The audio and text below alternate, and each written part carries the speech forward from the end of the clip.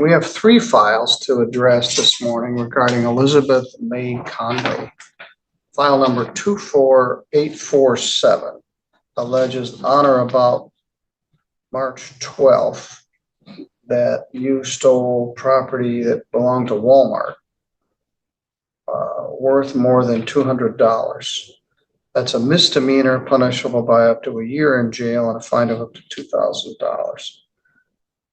And the allegation was that you took merchandise, is the right case, and put it in your cart. There's a video of it.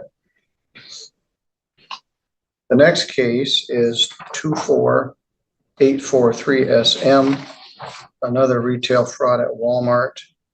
They allege that you stole $284 worth of property and took it from the store. They charged that as also retail fraud in the second degree, which is punishable by up to a year in jail.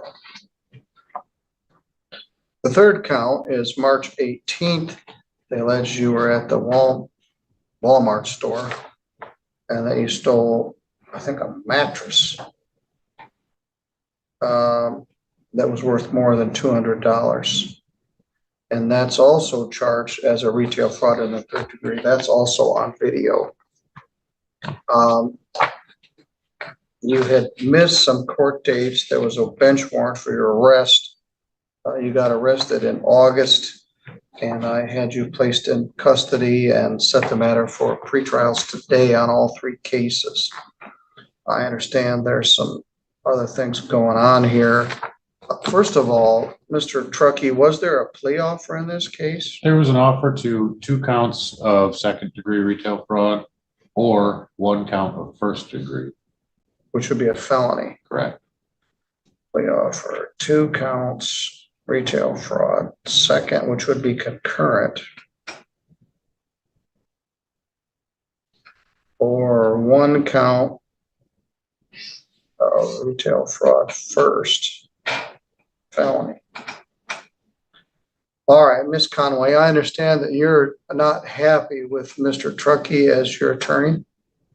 Not necessarily, because I gave him documents when you sent him to the jail. I was in the hospital in the second and the middle of the month. I'm sorry, I can't hear you. I gave him documents when he sent him over to the jail, because I was in the hospital in the second and in the middle of the month of August.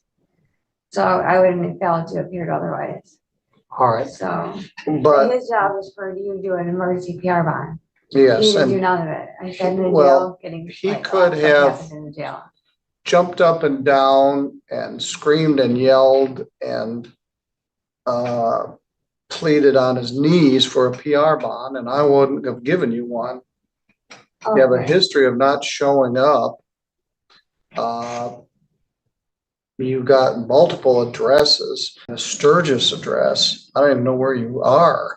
So I wasn't going to give you a PR bond. You have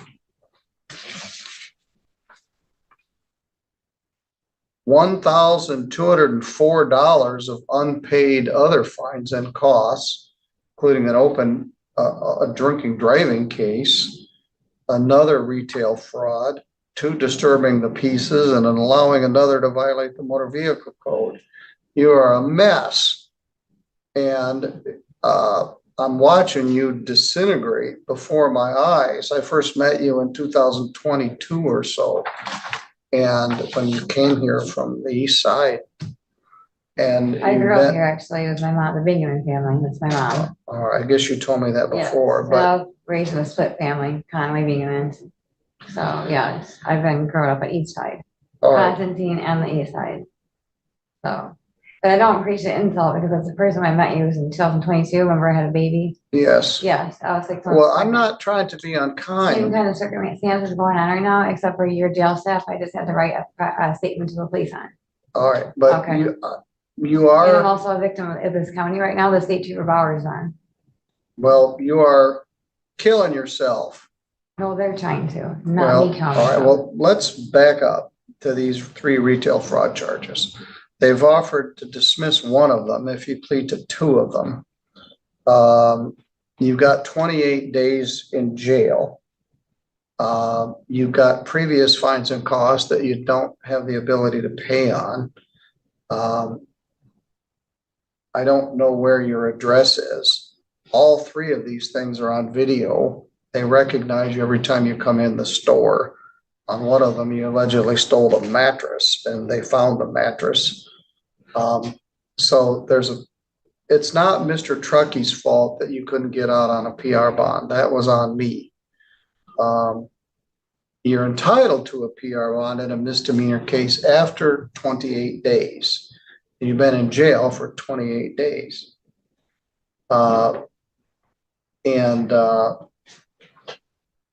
So here's where we are. The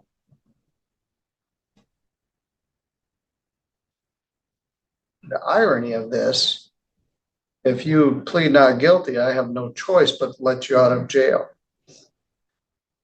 I'm afraid, A, that you'll go into the wind again, and B, that you'll get in more trouble.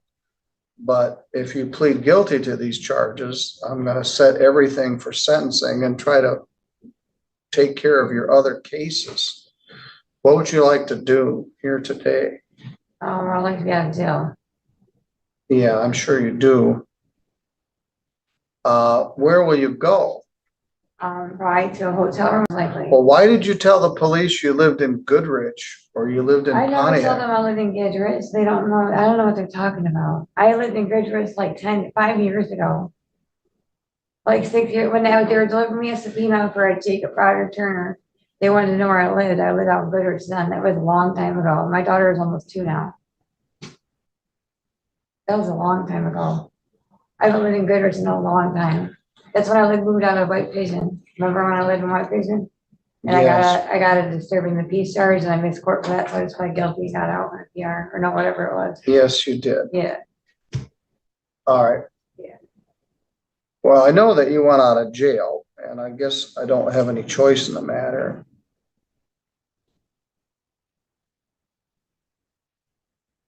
But I'm not gonna let you fire your lawyer, because it's not his fault. He's here to represent you on all of these. Now, what the prosecutor may do, I'm not sure, is turn these into a felony. But right now they're misdemeanors and there's a misdemeanor offer. As I said, you're on video in each case, according to the affidavits of probable cause. So at this point, you wish to continue your plea of not guilty? yeah. All right.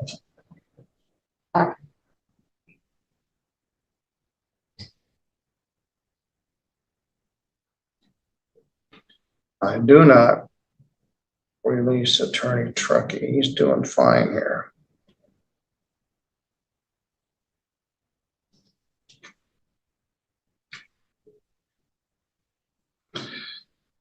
I have to set a PR bond in each case, whether I like it or not. Actually, I could, for good cause shown, leave you in custody, which would be all these other unpaid fines and costs.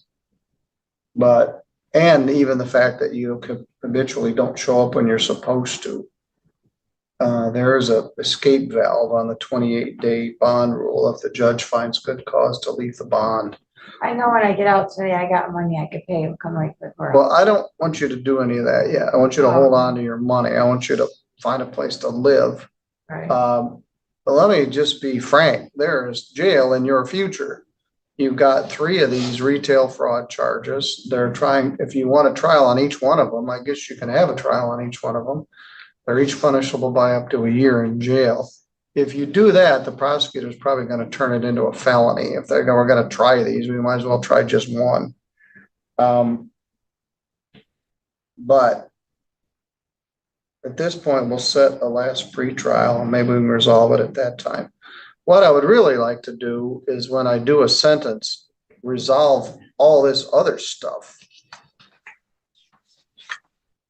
The drinking driving case, allowing another to violate the motor vehicle code, those 2 disturbing the pieces that I let you out of jail, the disorderly person I let you out of jail, retail fraud from earlier this year, $270. You don't have any money. Yeah, I paid for I bonded out in June. In June, I got a bondsmith, so I paid the guy back for the bondsmith. All right, well, I'm gonna let you out of jail on all three cases and set these for a last pretrial. Okay. My prediction is something else is gonna go haywire before I see you next time, but I'm hopeful that I'm wrong. Yeah. Because right now, you don't even know where you're going. A hotel, that's not a good option. Working on right now with the county is. But the law says on a misdemeanor case, unless your case is resolved, you have a right to have a PR bond after 28 days, whether I like it or not. So you got a $200 PR bond in each case. You're barred from Walmart. If you go back in the Walmart store, Three Rivers or Sturgis, I'll put you back in jail with no Yeah, I bond. understand that. I don't go over there anyways, but it's still an illegal trespass, so you're charged with it. If I want to be specifically honest, but I don't go back there just because I was trespassing. Well, it's a condition of your bond. When they did meet me in person, it was due to a welfare check on me. Well, you My cousin probably could Christopher use a works there. welfare check. I thought Christopher Bingman worked at Walmart, so I'm assuming that I was doing weird stuff in my ear because I got close injury. Yes, I'm concerned about Okay, yeah, I you. understand that. I'm not going. Yeah, you're good. Will I haven't you- been back anyway. Will you get reconnected with Pivotal when you get out? I don't know what Pivotal is. It's community mental health. I've never been there out here in the I thought- county. No, the only Yeah, time I it's- went there was like 8, 10 years ago. They gave me Adderall a long time ago, and that was it. I don't go to mental health. Have you talked to I got a neurologist. Lisa only talked to just in case I needed to go to a domestic violence shelter or sexual assault center. That's the only lady I only talked to her briefly for that, but I know I never to call if I needed it. But no, when I tried to circle out a couple times in Rivers and ignored me, so I was like, I'm not to take these people's jobs out of somewhere this summer. I was like, yeah. Elizabeth, I'm very concerned about you. Yeah, I know that right. you're drug free because I've had you in jail for 28 days. Well, you already know that anyways. Remember when you apologized to me and I pled guilty a couple of years ago? Because you thought I was on meth or something when I was on dextroamphetamine, which is Adderall. Well, you were on other But it wasn't on amphetamines, anything. No, I wasn't. but I'm just concerned about how your demeanor is right now. I don't feel good. I've been getting in there. That's why I was like, not happy with the way the people were treating me in there in the jail staff and stuff. What we just witnessed was the case of Elizabeth May Conway, facing not one, not two, but 3 separate retail fraud charges, all from the same Walmart store, all caught on video, and all within days of each other in March. The court laid it out plainly: stolen merchandise placed in a cart, $284 worth of property walked out the door, and a mattress taken from the store, each incident charged as retail fraud in the 2nd or 3rd degree, each carrying up to a year in jail. But this case went deeper than shoplifting. Conway had missed multiple court dates, leading to a bench warrant and her arrest in August. She'd been sitting in custody for 28 days by the time she appeared before the judge. On top of these 3 charges, she had $1,224 in unpaid fines and costs from a laundry list of prior offenses, an open drunk driving case, another retail fraud, 2 disturbing the peace charges, and more. The judge didn't mince words, telling Conway directly that he'd watched her disintegrate since they first crossed paths in 2022. The prosecution offered to drop 1 charge if she pled to 2 counts of 2nd-degree retail fraud. She refused and maintained her not guilty plea. And here's the legal catch-22, the judge explained. By pleading not guilty, the law required her release on a personal recognizance bond after 28 days in custody, whether the judge agreed with it or not.